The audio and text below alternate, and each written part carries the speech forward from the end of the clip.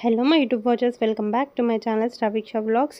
ఈరోజైతే నేను ప్రతిసారి మా ఇంట్లో చికెన్ పికిల్ ఎలా పెడతానో మీ అందరికీ చేసి చూపించబోతున్నాను. అండ్ వీడియో నచ్చితే కనుక do like, share and subscribe my channel. And first అయితే నేను చికెన్ని మంచిగా వాష్ చేసుకుంటున్నాను. కల్లుపు వేసుకొని ఒక 4 times వాష్ చేసుకొని ఇలాంటి జల్లి దాంట్లో వేసి పక్కన పెట్టుకుంటే ఏంటంటే వాటర్ కింద నుంచి వెళ్ళిపోతాయి. మనకు వాటర్ అనేది అస్సలు ఉండకూడదండి. చికెన్లో స్పాయిల్ అయిపోయే ఛాన్సెస్ ఉంటాయి. తర్వాత మెంతులు, జీలకర్ర, ఆవాలు, చెక్క, లవంగాలు, ధనియాలు వేసుకొని మంచిగా ప్యాన్లో నేనైతే రోస్ట్ చేస్తున్నాను. అండ్ దాన్ని మనం మిక్సీలో ఫైన్ పౌడర్ అయ్యేలాగా పట్టుకోవాలన్నమాట. చికెన్ పికిల్ బయట కొంటే ఎంత రేట్ అవుతుంది అండ్ ఎంత కాంట్రవర్సీస్ ఉన్నాయో మనం చూస్తున్నాం కదా. సో వీడియోస్ చూస్తూ మనకు కూడా తినబుద్ధి అవుతుంది. సో క్రేవింగ్స్ అయినప్పుడు మనం ఏంటంటే ఇంట్లోనే మంచిగా ఫ్రెష్గా పెట్టుకుంటే మనకు హైజీన్గా ఉంటుంది అండ్ కాస్ట్ కూడా తక్కువ పడుతుంది అన్నమాట. నేను ఇక్కడ పేస్ట్ చేసుకున్నాను. అండ్ తర్వాత ప్యాన్లో చికెన్ మంచిగా తీసేసుకొని వేసుకున్నాను అన్నమాట. అండ్ దాన్ని మొత్తం వాటర్ అయ్యేదాకా మనం ఫస్ట్ ఏం యాడ్ చేయొద్దు. వాటర్ పోయేదాకా మనం చికెన్ని ముకుల్లోనే ఇలా కలుపుతూ ఉండాలి. మనము ఈ చికెన్ పచ్చడి అయిపోయే వరకు దగ్గరుండి చేసుకుంటే బెటర్. మనం పెట్టేసి వేరే పనులు చేసుకుంటే మాత్రం మాడిపోయే ఛాన్సెస్ ఉంటాయి. మాడిపోతే మాత్రం టేస్ట్ అస్సలు బాగోదన్నమాట. సో కేర్ఫుల్గా చేసుకోవాలి. తర్వాత ఒక స్పూన్ నేను ఆయిల్ వేసుకున్నాను. మా ఆయనైతే అస్సలు కాంప్రమైజే అవ్వలేదన్నమాట. నేను ఇంట్లో ఉన్న ఆయిల్తోని, రెగ్యులర్ ఆయిల్తోని చేస్తాను చికెన్ పికిల్ అని అంటే లేదు అనేసి సపరేట్గా మంచి కాస్ట్లీ ఆయిల్ తెచ్చాడు. ఎందుకంటే స్పాయిల్ అవ్వకుండా ఉంటుందనేసి. అండ్ తర్వాత నేను పసుపు వేసుకున్నాను అండ్ ఉప్పు వేసుకుంటాను. ఉప్పు అయితే కంపల్సరీ కొంచెం వేసుకోండి ఫస్ట్లో. ఎందుకంటే ఉప్పు వల్ల మనం గమనించినట్టయితే చికెన్లో ఉన్న నీళ్ళు అనేది మొత్తం వచ్చేస్తుంది అన్నమాట.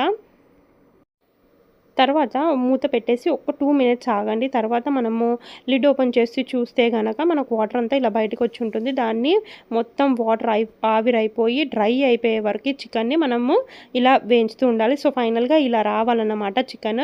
ఇది పర్ఫెక్ట్ అన్నమాట. ఎక్కువ కలపకండి, ఎందుకంటే చాలా చిన్న పీసెస్ లాగా అయిపోతాయి అన్నమాట. తర్వాత వేడి చేసిన ఆయిల్ పక్కన పెట్టుకున్నాను. సో దాన్ని దీంట్లో యాడ్ చేసేస్తున్నాను. తర్వాత చికెన్ మంచిగా దాంట్లో వేయించాలన్నమాట. బ్రౌన్ కలర్ రావాలన్నమాట. బ్రౌన్ కలర్ వస్తే క్రిస్పీగా మంచిగా టేస్టీగా ఉంటుంది. విత్ బోన్ కూడా చికెన్ పచ్చడి పెట్టుకుంటే చాలా బాగుంటుంది. కాకపోతే బోన్తో పెడితే ఏంటంటే ఎక్కువ రోజులు నిల్వ ఉండదు. వితౌట్ బోన్లెస్ అంటే చాలా రోజుల వరకు మనకి నిల్వ ఉంటుంది. మనం చికెన్ పచ్చడి కానీ ఆవకాయ కానీ ఏదైనా వాడినప్పుడు మనం ఎక్కువ వాటర్ పడకుండా చూసుకోవాలన్నమాట. వాటర్ ఒక డ్రాప్ పడినా కూడా తర్వాత మనకి చికెన్ పచ్చడి కానీ ఏ పచ్చళ్ళైనా ఖరాబ్ అవుతూ ఉంటాయి కదా.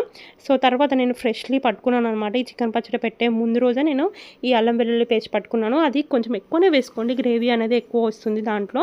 అండ్ దాన్ని మంచిగా ఆయిల్లో ఇలా కలుపుకున్న తర్వాత మనం పక్కన పెట్టుకున్నాం కదా ఫస్ట్ పౌడర్ పట్టుకొని మసాలాస్, ఆ పౌడర్ మీరు మొత్తం వేసేసుకోండి దీంట్లో అండ్ మంచిగా కలుపుకోండి.